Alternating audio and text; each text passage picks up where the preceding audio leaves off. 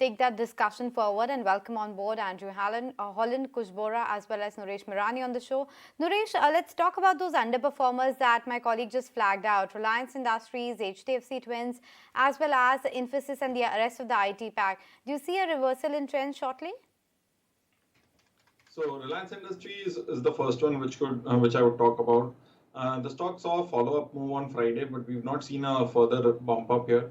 But technically, sustaining about 2450 makes it a possibility the stock can go all the way to 2700, 2750 also. So positive on Reliance Industries. HDFC Bank, it's more an event-driven stock now that every time the stock comes to 1550 levels, the stock finds a bottom.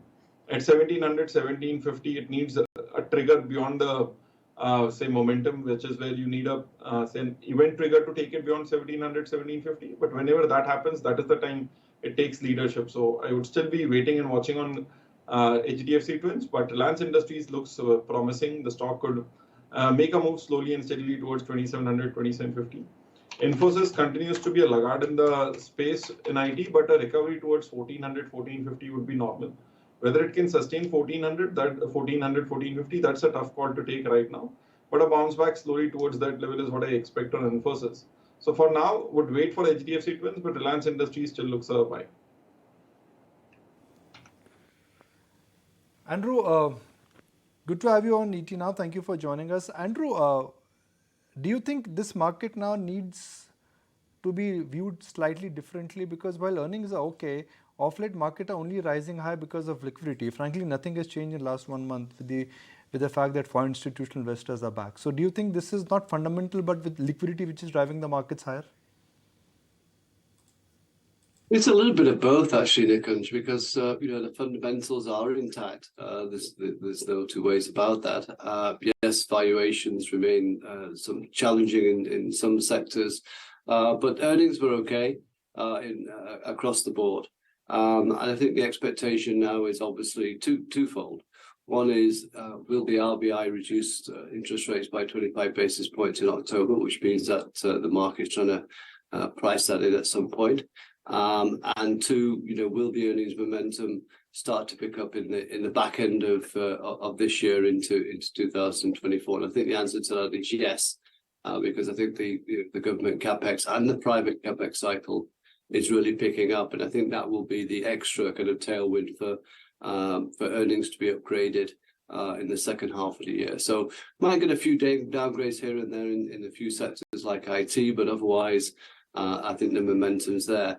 And I think also looking at some of the data coming from China, whilst it's reopened, it's still looking weak. So I would have thought China would have to kind of throw money at this in terms of easing. But again, that might be an opportunity for FIIs, and maybe this is what we're seeing, to kind of onboard a little bit more India in the short term, whilst China kind of goes through its period of consolidation and weakness before it starts to pick up strongly in the second half of the year. But Andrew, just the nature and the texture of the rally that one is seeing, and it's pretty narrow in nature because it's not like all the Nifty 50 stocks are sitting at an all-time high or peak, much like what's happening with, the NASDAQ as well, wherein the few of the hands are the ones which are taking the index to a new high. But having said that, where is it that you see opportunity even still, and where is it that you would say, be cautious now because these stocks are getting sort of overripe?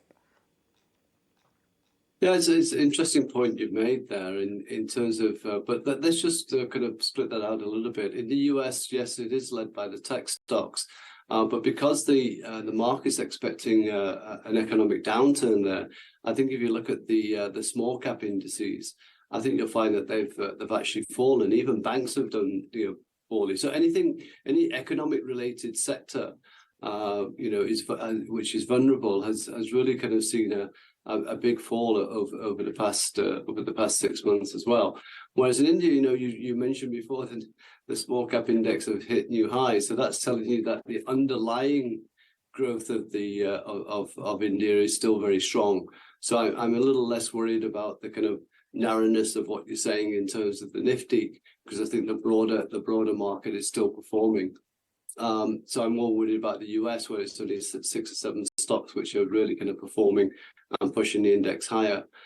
In terms of the broad themes, they haven't really changed. I mean, banking's there, defense and renewables, along with beverages, both alcohol and non-alcohol beverages.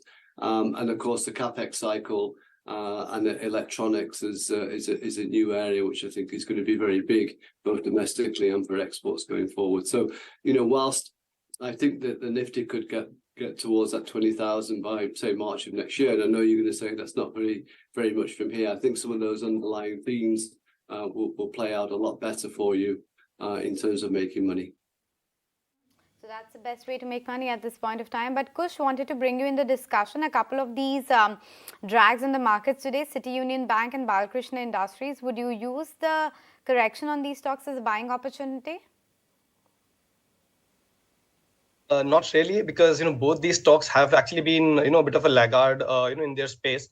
And if you see, this is actually a breakdown that's come after a fair bit of consolidation. So I wouldn't want to be venturing out buying into these stocks. Certainly not the first one. If they do show some kind of rebound, and if we do see some kind of bottom formation, then perhaps. But today, both of them are actually going down on the back of very strong volumes. If I talk about City Union Bank, 120 is the low that it had recently tested, and it's very close to that. So I wouldn't venture a trade here. Also, as far as Balakrishna goes, again, in the entire tire space, because of its nature of business, it didn't perform as well. It tried to do a catch-up play, but then that fizzled out today, right? So both of them, I wouldn't really venture a trade. Balakrishna, my level to watch for will be 2160. Below that, it'll probably get a little worse. So I wouldn't venture a trade in either of them, in fact. A bit of a no-go coming in for Balakrishna Industries and City Union Bank. In fact, we spoke with the management